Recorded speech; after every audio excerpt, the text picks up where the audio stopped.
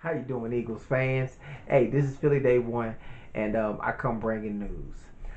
We have used 3 visits on our 30 visits pregame, um, pregame, I guess orientation type thing for the draft. Um, a lot of times, the people that we choose tend to be in our 30 our 30 days visits, our 30 visits. You get 30 visits per team, and um, the year we got Jalen Carter, and Nolan Smith, we had a visit with Jalen Carter, Nolan Smith, and get this, Keely Ringo. We ended up with all 3 of them. Most of the times it's just the first round in which we'll get those guys in there, but we ended up with all 3 of them in the year of 2023. The 2023 draft, we ended up with 3 guys. So it's Anthony DeBono pointed out on Twitter that we tend to get the guys in our 30 visits that we've met with. I think it's because of the culture. We want to see what the mindset is. Are you willing to buy into the culture?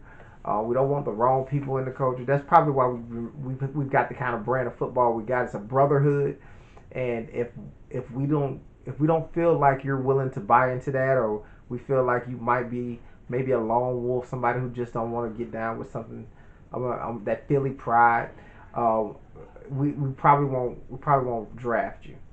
Um, Depending on how and being how good you are will not contribute to whether we will draft you and we don't like the meeting.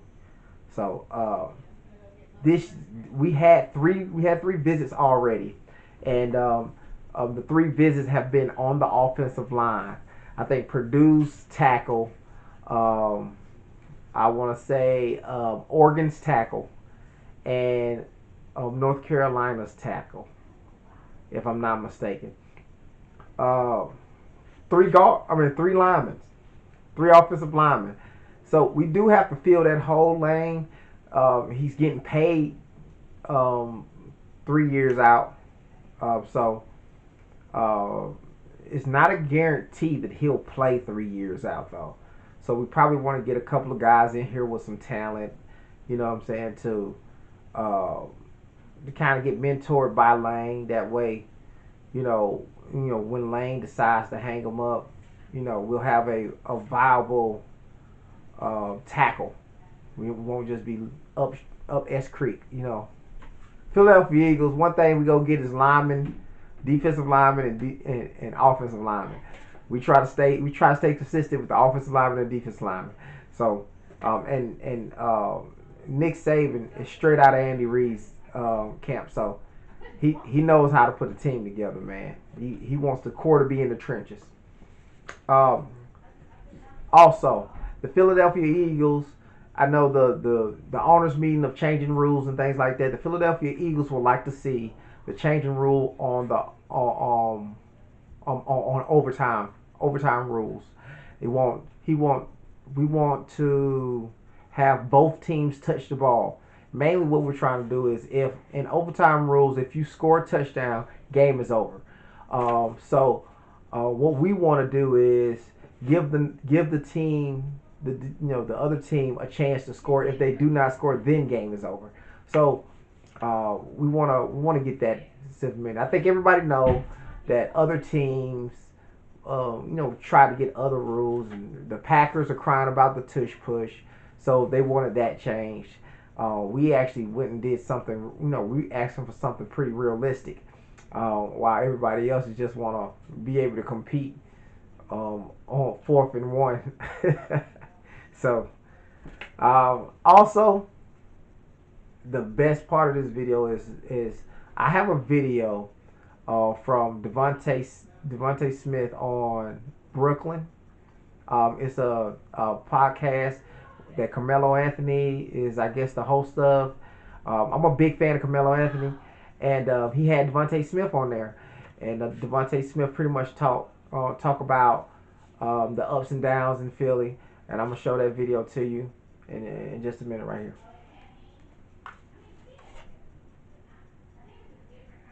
Talk to me about you and Jalen's relationship. So it was two reasons I went to Alabama. Jalen was one reason, and Coach Burns was the other reason. You know, every time I went up there, I was with Jalen. I knew Jalen, I knew Shy. It was the only two people I knew. So just being there, I was comfortable with him knowing that, okay, if I do go, he's going to be the quarterback. He's somebody I can relate to, somebody I have a relationship with. So I was like, okay, I'm cool there. And then it was just like, it's football. We two guys had the same mindset. Like, we're here to dominate. We're here to play football. We ain't with all the extra stuff. And I think that's why the relationship was so good, and the conversations that we have, whether it's uncomfortable conversations or not, like, don't nobody get in their feelings because we have that relationship. And I think when I got drafted to Philly, man, I was happy as hell. Like, I got my dog here, you know. I know he was vouching for me, and it was just like, we about to pick up where we left off. It made me more comfortable being with him, someone that, you know, I had that relationship with, I kind of had a connection to, and just knowing that if I don't got nothing else in this city, I know I got him. And like, that's just made it so much easier for me. Winning it all this year, what was the conversation that y'all were having with each other on that sideline? Last year, I think we lost like the last 7 games. I went to his crib, you know, we chilling, shooting pool, just talking about the season and how, you know, how everything went down. And then that moment clicked for me, like when we was up big, and it was just like, we was talking about, man, next year gonna be our year. We're gonna be back there. We're gonna be back at the crib for you. And at that time, it was like, it was so emotional for me, because it was like, bro, we really like spoke this up. And like, now we hear all the work that we went through this whole offseason, you know, everybody talking about, we ain't gonna do this, we ain't gonna do that. I feel like we're two guys that, you know, we've been proving people wrong our whole lives, and just continue doing it, do it at the biggest stage. All of the Jalen Hurts talk, especially knowing him as long as you've had, about him being a quote unquote elite quarterback. Slay said, you know, the big 4. For me, it's the big 5. And, you know, Jalen is in that 5. 4 that he named, and then I'm putting Jalen in there. To me, that's the big 5. I don't think it's a big 4. I think it's a big 5, honestly. He got to be in there now. Yeah, for sure. He earned it.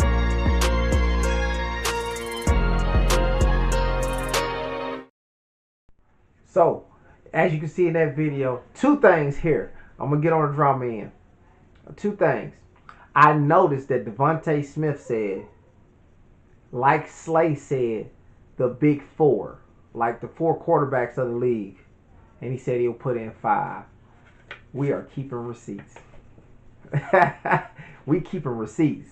We hear everything that everybody, well, I wouldn't say that everybody's talking about, that most people are talking about. We're keeping receipts, man. You know what I'm saying? And, you know, we don't mind you talking. You know, or saying this or that, he ain't this good, this good. No, we don't mind that. But keep that same energy. Keep that same energy. That's all like Slay said, he didn't have to say that. I think that Jalen Hurts is just, you know, he could have went into that. But he said, like Slay said, it was only for, he let you know who said it, what he said, and look, you going to put my boy in there. and two, the relationship. He said pretty much the same thing AJ Brown said. It's just coming from a more calmer receiver, a more even keel receiver, if you would say. You know, I would say even keel, because everybody think that AJ Brown is one tick off of going crazy on the sidelines, and that really ain't the case. But you know, so he said, coming up to Alabama, all the way to Philly, he's very grateful for being around Jalen Hurts. Their connection is real deep, to the point they can have those tough conversations and nobody's in their feelings, because they know the goal. He know what Jalen Hurts is trying to accomplish. Jalen Hurts know what he's trying to accomplish. Their goal is aligned. That's why they can have those tough conversations.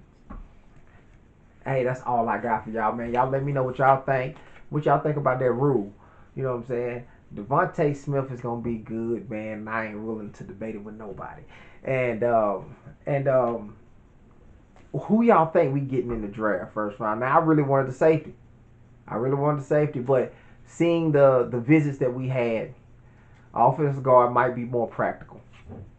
This is me. This is Philly Day 1. I'm out.